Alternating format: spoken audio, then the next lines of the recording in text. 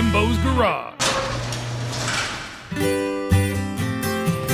Hello everyone, welcome to Jimbo's Garage. I'm Jimbo. The other day I was walking around my backyard and I noticed that one of my landscape lights was broken and hanging down on the ground, and it was a stem.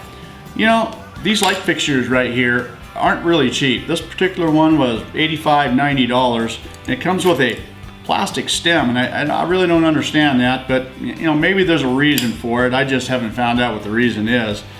I've actually replaced about 4 or 5 of these stems with my version of a new stem, and what that is basically, and we're going to do that here, is I take a piece of 3/4 inch copper and I put this 3/4 inch female to male slip adapter on here, and we're going to cut a hole in it right here to provide for the wire. We're going to cut this on an angle, a real sharp angle, and that's how it's going to get shoved into the ground.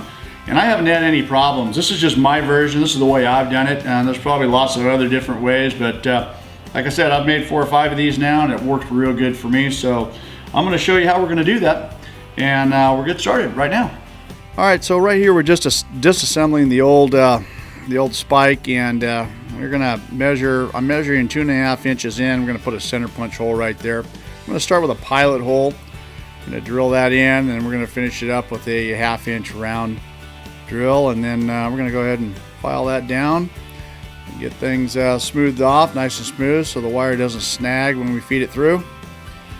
And there you go. So at this point we're sanding the copper down, getting ready to solder the adapter on there. And I'm no welding god here, no plumber by any means, but you know, I've found out that this is the way you're supposed to do it, and heat it all the way around like that. And I think the rule of thumb is basically for every size pipe you have, this is 3/4 inch, that you're supposed to use about 3/4 of an inch of solder.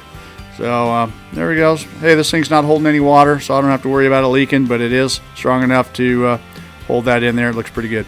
All right, so I'm going to measure this thing out at 8 inches, and we're going to mark this on an angle and go ahead and cut this thing off with the cutoff wheel. I'm going to take a file and just smooth off the edges. So I know it's going in the ground, but you are going to be handling it at some point in time. And here we're just feeding the wire through, getting ready to do the final hookup, twist it together, and there you go. Looks pretty good.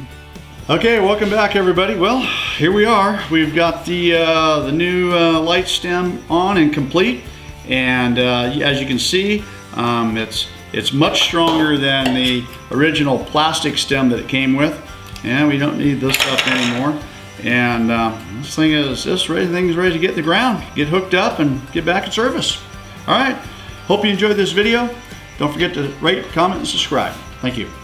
See you next time on Jimbo's Garage.